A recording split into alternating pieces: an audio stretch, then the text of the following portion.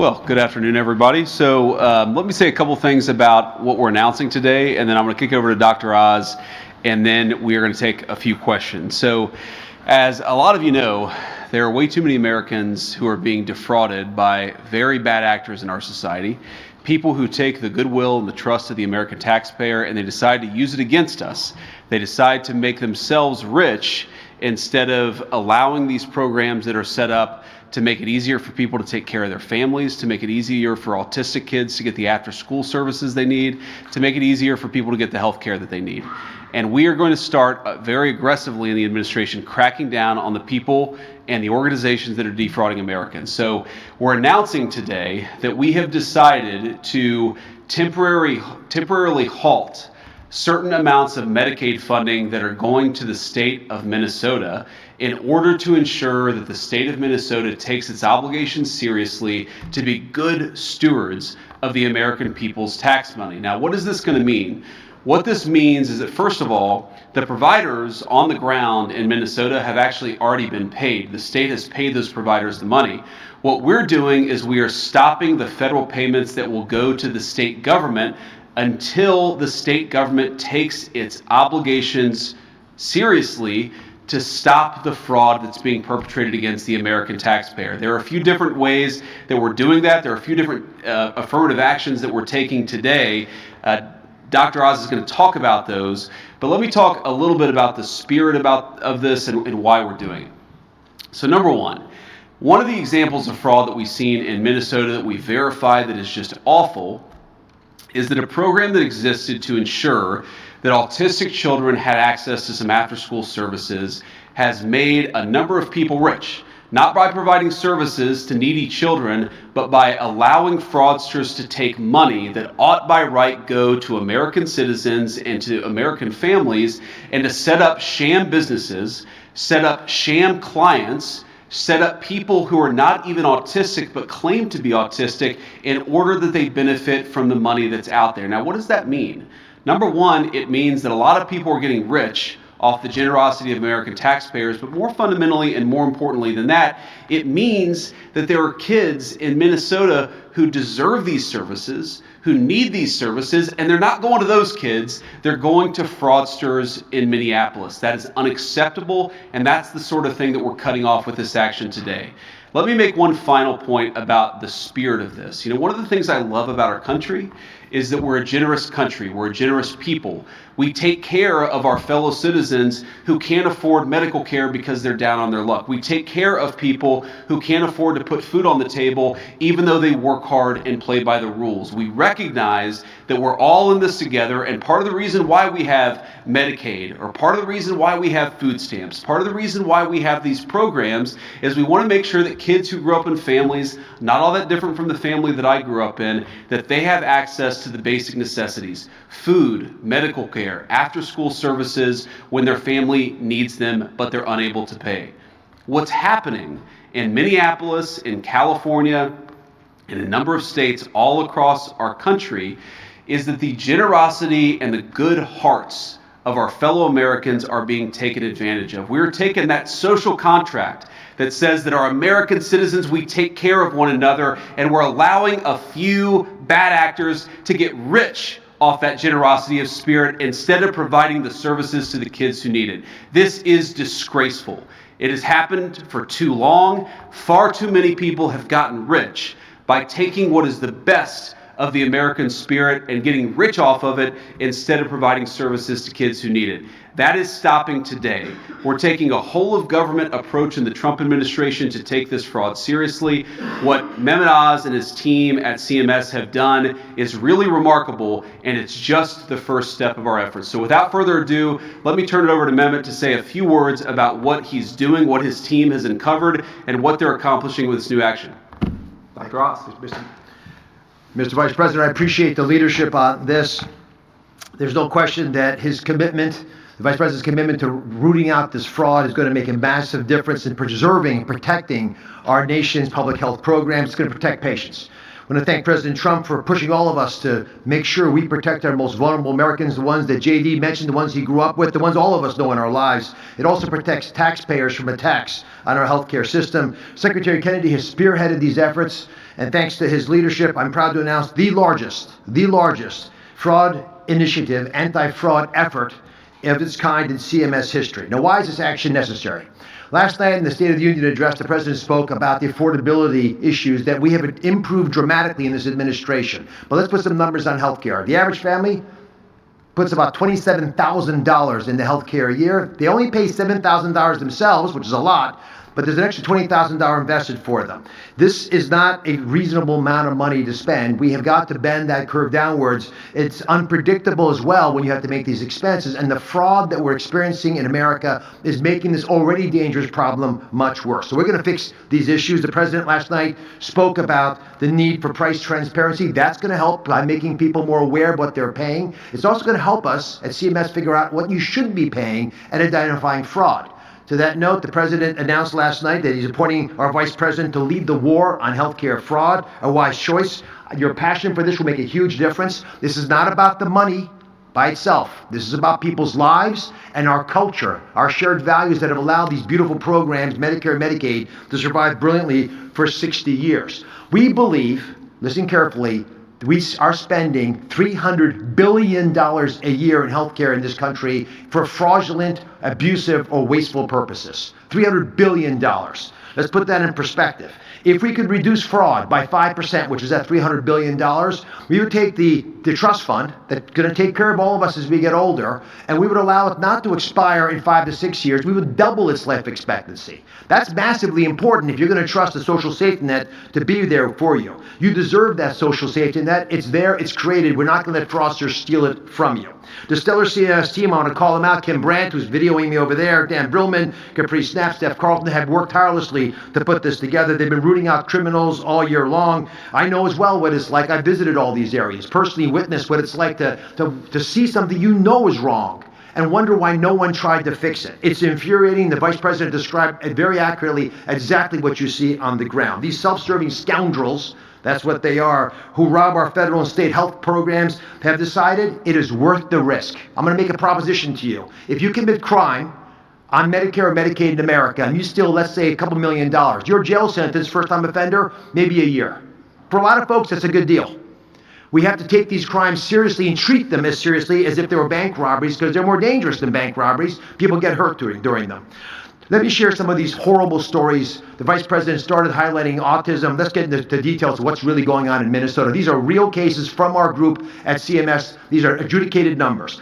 There's a fraud scheme in Minnesota where criminals, soon-to-be criminals, pay moms $1,000 roughly in order to enroll their children as being autistic, falsely, dishonestly claiming their children are autistic. They then bill Medicaid, this has already happened, millions of dollars for services that were never rendered, never delivered by a qualified staff member. These schemes disproportionately involve immigrant communities. They're insulated, they're able to organize efforts, and sometimes they don't understand what's going on. And it ultimately diverts resources away from kids who truly have autism. Because if every kid in the neighborhood has autism, then nobody has autism in terms of how you can manage them.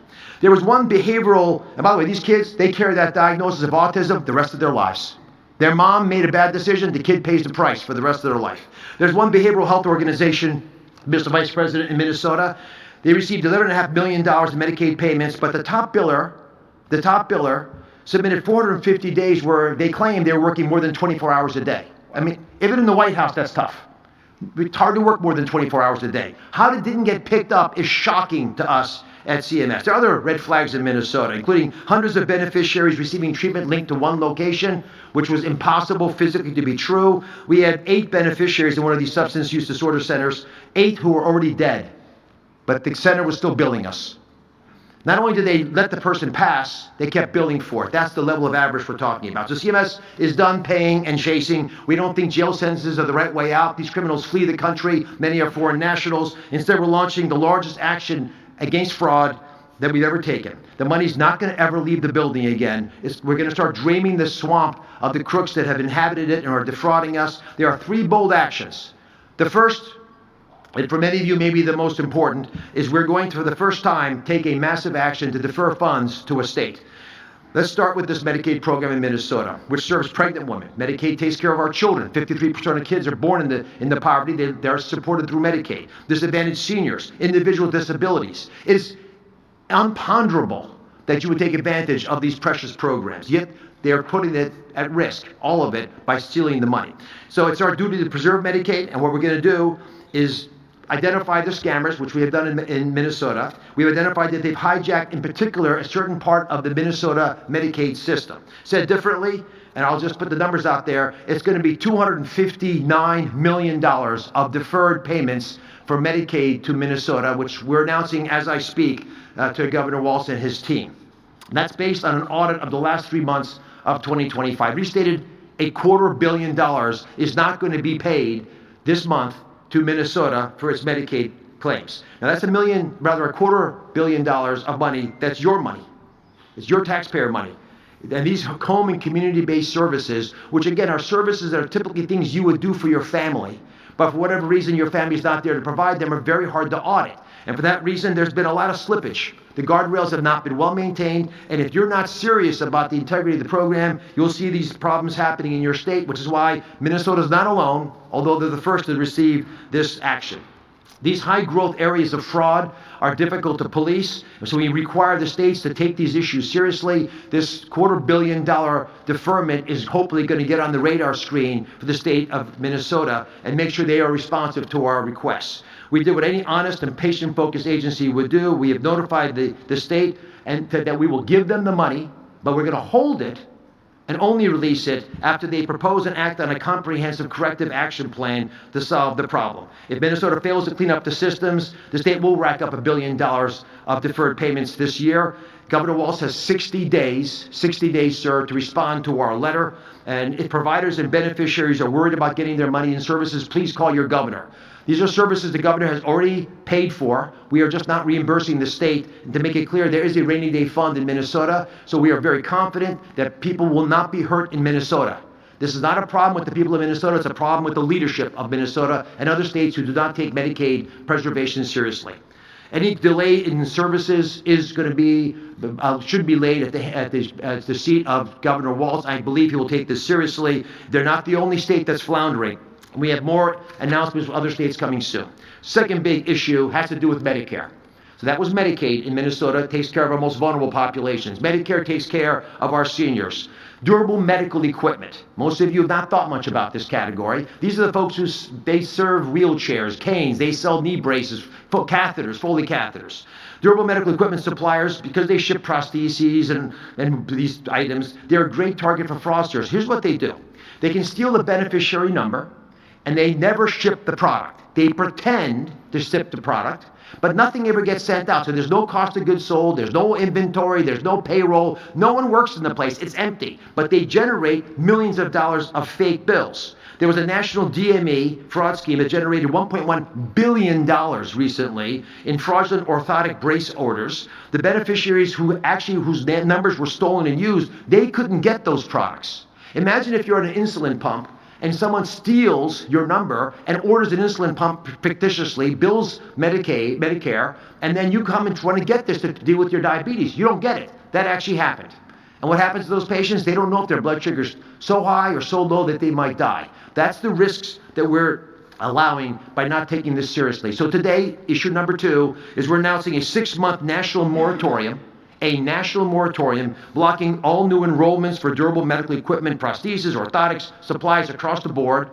These crimes are becoming a major source of fraudulent activity. And I'll just mention, Mr. Vice President, South Florida. Do you ever go to McDonald's? Yeah, too much. We had rehearsed this. So there are twice as many durable medical equipment suppliers in South Florida than McDonald's. Wow.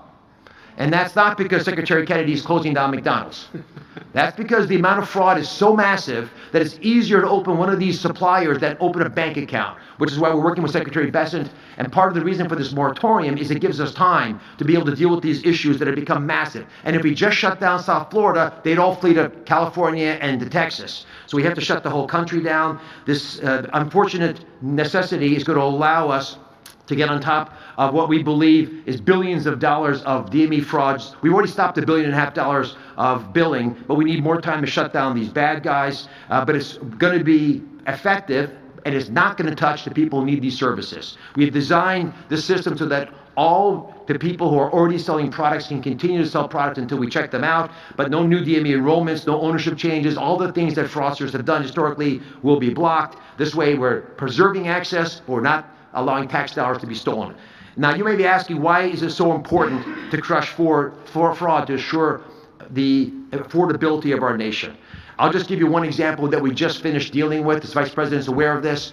We had skin substitutes that were generating, we believe this coming year, $23 billion in billing. Because we're able to shut that down to where it's supposed to be, because they have a role when used appropriately, every single senior in America, everyone, is going to get $132 extra money this year, just from that one thing that we shut down. That's the amount of money we're talking about, and it affects all of us. And to that note, because every one of you are affected, we want all of you to help us. So the third big announcement is we want to crush fraud by crowdsourcing ideas. We're issuing a request for information. We need and we want your help. The Vice President, myself, the President, Secretary Kennedy, all of us know that all of us are smarter than any one of us. So what can you do?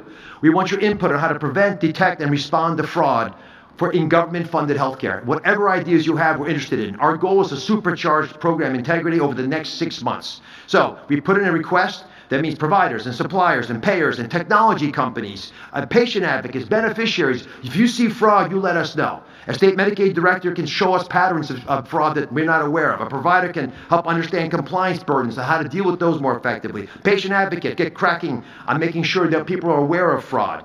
And like we have done already this year by pulling in those kinds of ideas, we've stopped almost $6 billion from leaving the building, but that leaves a lot more out there that we can take advantage of. So over the next 60 days, the Crush Initiative we just issued is us asking you to help us build something better, to help the brave patriots out there who want to play a role to play a role. Call 1-800-HHS-TIPS if you see fraud, or just go to cms.gov/fraud. Those are simple, easy ways for you to help us address the problems the Vice President highlighted.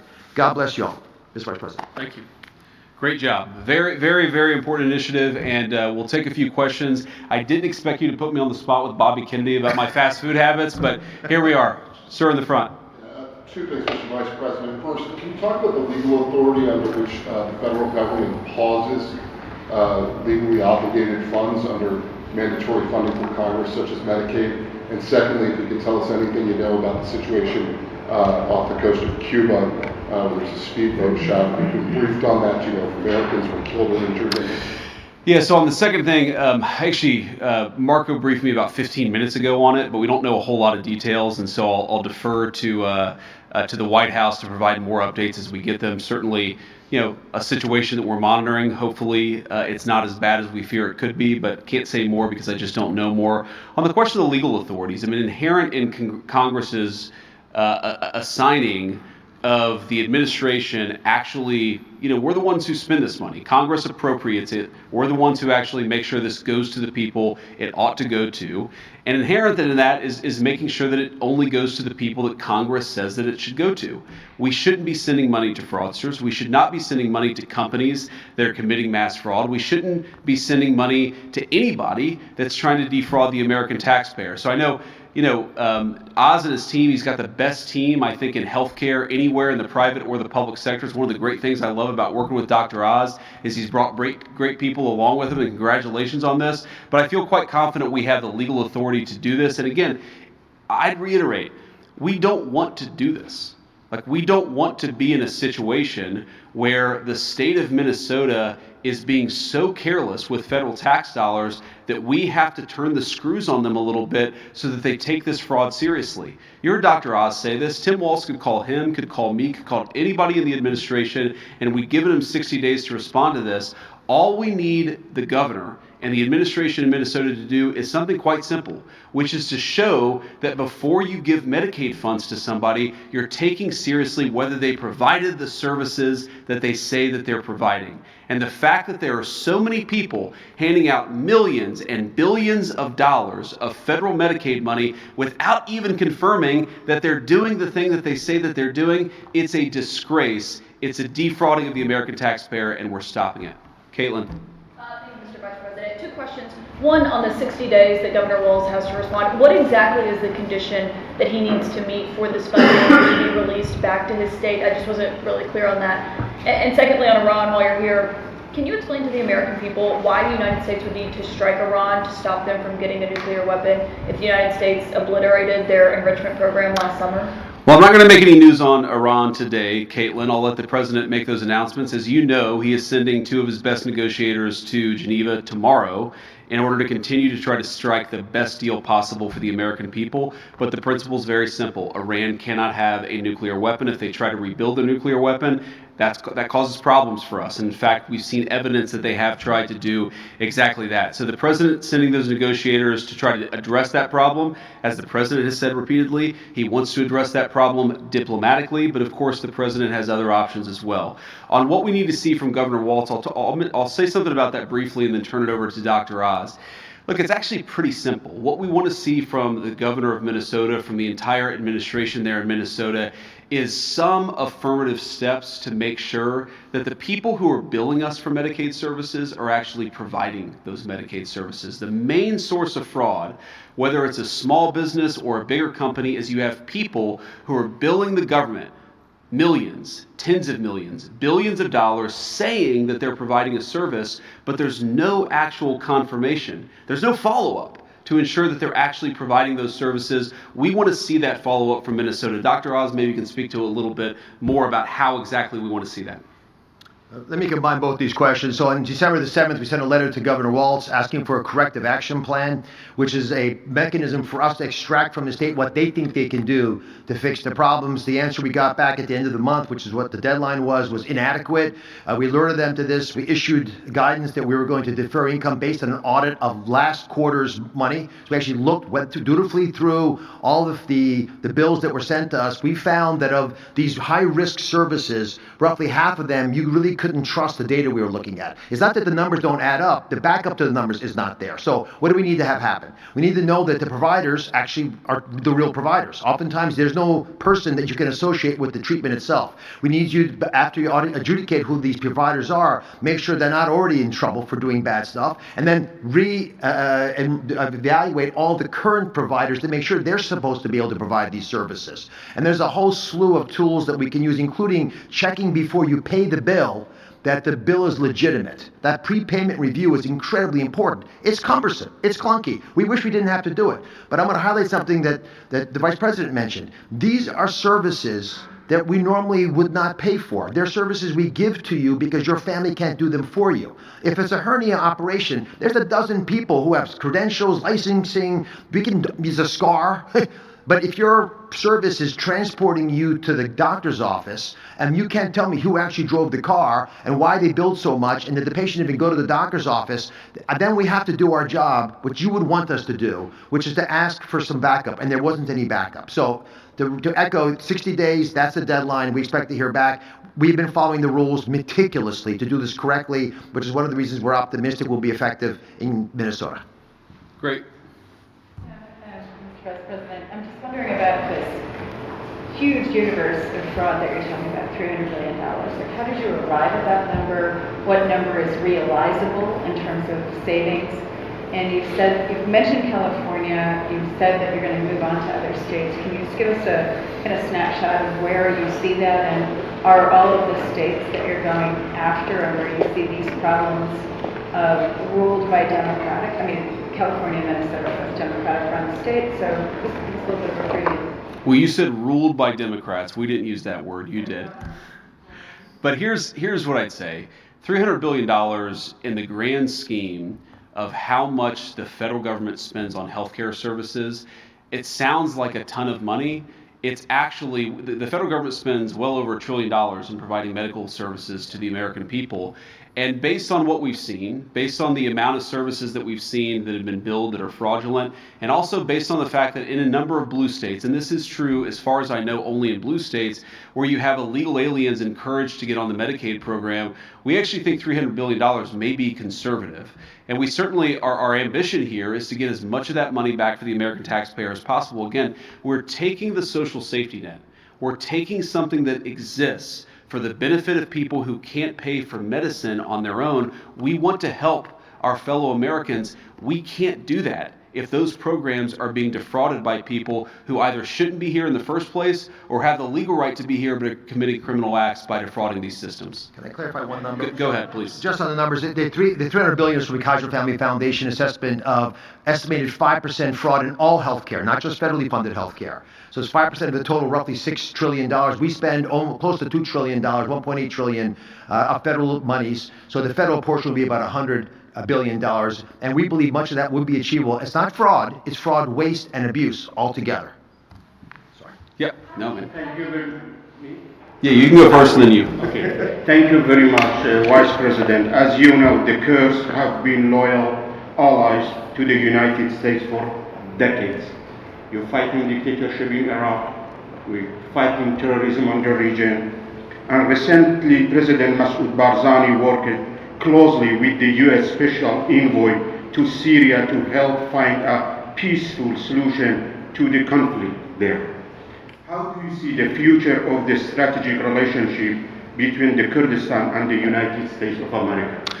Well, look, let me be brief here because we're here to focus on the fact that way too many people are defrauding the American population. But, you know, we have a great relationship with the Kurds. The president loves the Kurds. I know that the entire administration, we've had great contacts and great friendships with the people, the Kurdish people in various countries all over the world.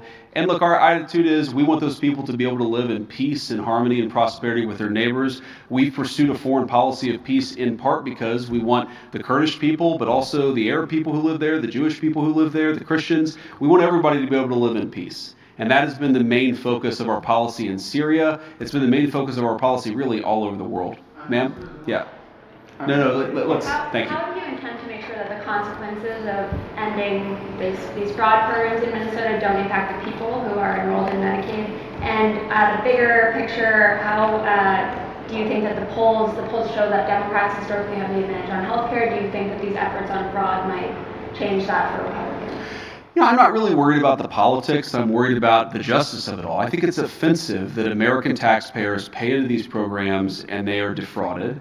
And I think in some ways, more significantly than that, it's really sad that American children who need these services aren't able to get them because it's going to fraudsters instead of somebody else. So here's what I think. I mean, look, we're certainly going to make sure that our anti-fraud efforts go after the fraudsters and not after anybody who actually benefits from these services. But I actually think the question is a little off in a way, because the problem is not going after the fraud. The problem is the fact that these programs are being defrauded to begin with. They will not exist. Our social safety net will disappear unless we take fraud more seriously. So what I'm most worried about is that unless we preserve these programs for the next generation, they're going to disappear and all the money is going to go to fraudsters. Go ahead. You're mentioning a lot about justice of it all. So what exactly would that look like? Dr. Russ mentioned that jail sentences aren't necessarily the right way to go. Is there a way to claw some of this money back? Ways to get refunds? Yeah, I mean, look, there are certainly ways to claw some of the money back. It depends on the circumstances of the case. When you're talking about hundreds of billions of dollars potentially in fraud, that's a big universe of cases. There are different ways of anticipating it. You know, you heard Dr. Oz say some of these people, they will commit a crime and then leave the country. Obviously, we're not going to prosecute people who aren't even in the United States anymore. But I really do think that criminal penalties for some of these fraud cases have to happen. We have to make sure that we stop the fraud being committed against the American people. And if you violate the law in the process of defrauding American citizens, you ought to face the full consequences of the law. And then on that, you said a few weeks ago that there would be a new assistant attorney general position to advance this effort. Can you give me an update on the timeline for when we might see a name announced, when you want Senate to start working on proclamation? Yeah, so I believe we have the name announced. I would say that Colin is on the Hill maybe today or yesterday. Colin will be the new AAG to help us combat fraud. I believe he's had great meetings all over the Hill today as part of the Senate confirmation process. I think he's impressed a lot of people. He's certainly impressed me. And again, we have a whole of government approach. I mean, what Dr. Oz is doing at CMS is very, very hard work, but it's not the only thing. We're trying to buttress it with a whole of government approach. Scott Bessent at Treasury is going to work on this. We're going to have our great Department of Justice work on this. We want to take this seriously. because it's a serious problem for the American people, and so we got to fix it. Go ahead. Thank you. Will the way that you're handling fraud in Minnesota by withholding this Medicaid reimbursement serve as a playbook for how you'll handle it in other states, or are there other tools that you'll be using in the review? Well, I think it can, certainly. There are certain things that we're doing in Minneapolis and Minnesota that we're not going to be able to do in other parts of the country because the fraud is going to be different in each place. But yeah, I think this basic model of saying to people, hey, you get a massive amount of money to provide a service to people. Did you actually provide that service? The fact that it's even controversial that we're asking these questions as a government goes to show how much the culture of fraud has permeated Washington, D.C. Think about this. We're talking about people who take money from autistic children.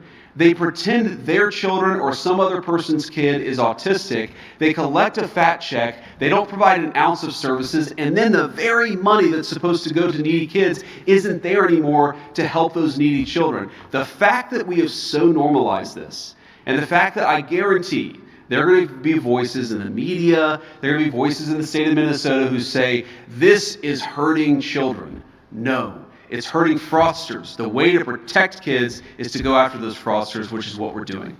Sir. Thank you for taking questions. Dr. Oz mentioned the word guardrails when it comes to this. Can we expect to see the federal government look to implement new guardrails to prevent the normalization of fraud like this from continuing? Do you believe it would be more effective for states that you're investigating to put up guardrails? Do you think that the best way to do it would be a mixture? And what message should a move like this that you're announcing today send to other states that might be under the microscope? I mean, look, we would love to better work with the states here. We need the states to combat this fraud. And frankly, if Minnesota had done a better job of combating the fraud, we would not be here at this press conference today. We'd send out a letter celebrating the fact that Minnesota had worked with us to cut down on some of the fraud. I'll let Dr. Oz speak a little bit more to that question. But look, the best way for this to work would be for the federal government to work with the state governments. We'd love for that to happen. I think you're going to see that in some states, even some blue states, but you're not going to see it in others. The working family tax cut legislation, for the first time in a long time, aligned the president and vice president with the governor so they have the same goals. So we've been talking to the states a lot. We are generating some frameworks that we believe states can apply. Medicaid is run by the state. They know their most vulnerable populations well. It's different than Alaska on the North Shore slope when you can't get there this time of year to southern Alabama, lower Alabama, or LA as they call it. But the reality is there are similarities that govern some of these programs, especially the ones that are high risk. And so we're going to share those best practices. But the techniques that we're using in Minnesota can be applied in other states. But it's the fraud, however, that will drive that. And so there are some states, I mentioned Florida, that's a red state, where there's a big fraud problem in the southern part. They're trying to get their arms around it. We sent a letter to Minnesota, which has a Republican senator. We're very concerned about New York, where the single most prominent job in New York is the personal care service. Retail is not the top job in New York anymore. And so, in fact, in California, there are more hospices, I believe, in Los Angeles County alone than the rest of the country. So these are aberrancies that are hard for the states sometimes to see, but your first inclination, if you're the vice president and running a task force, is to look at those areas and say, how can you ignore that kind of a discrepancy, especially when there's been a massive uptick in some of these services in a short period of time? Great. We'll take just one more question here, sir. What is your message to the people of Minnesota who are so upset by the ICE surge as well? And this is just one more thing on top of that. Well, first of all, I think our message to the people of Minnesota is that we love them. They're our fellow citizens. We're trying to do right by them. And part of the reason, in fact, the main reason that we're doing this is that we want to make sure that the people of Minnesota have access to the services that they're entitled to. We want poor kids in Minnesota, lower income families in Minnesota to be able to get the health care that they need. We got to stop the fraud in order to make sure that happens. We want to make sure that if you have a special needs kid and we have a program set up to help that special needs kid, that the money goes to the special needs family, not to a fraudster who's getting rich off the generosity of American taxpayers. Now, you talk about the ICE surge. Again, I think it goes back to the question I just answered, which is so much of what is broken in Minnesota, as far as I can tell, is a lack of cooperation between the state government and the federal government.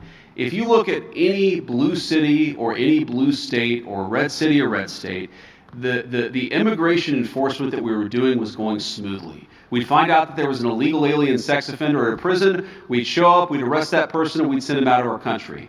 Or maybe that person was a repeat offender and they were out of prison. The local authorities would say, you know what? Go and go to this person's address and arrest this guy because we want that violent criminal out of our community. What was so bizarre about Minneapolis is that it was one of the few places in the entire country where they said, no, we're not going to help the federal government get illegal alien sex traffickers out of our community. We are going to do everything that we can to prevent federal immigration enforcement from happening, even when you're going after the very worst of the very worst. Similarly, I would think that if I was the governor or a leader in Minnesota, I would want the benefits that ought by right to go to needy children. I want them to go to those needy children and not to fraudsters, whether they're from the Somali community or anywhere else. But no, we haven't gotten the cooperation. So what I would say to the people of Minnesota is that we want to do right by you. We think you deserve better public services. We think you deserve to have the benefits that you're actually entitled to. And that's why we're doing this. And we encourage everybody in Minnesota, whatever their political affiliation,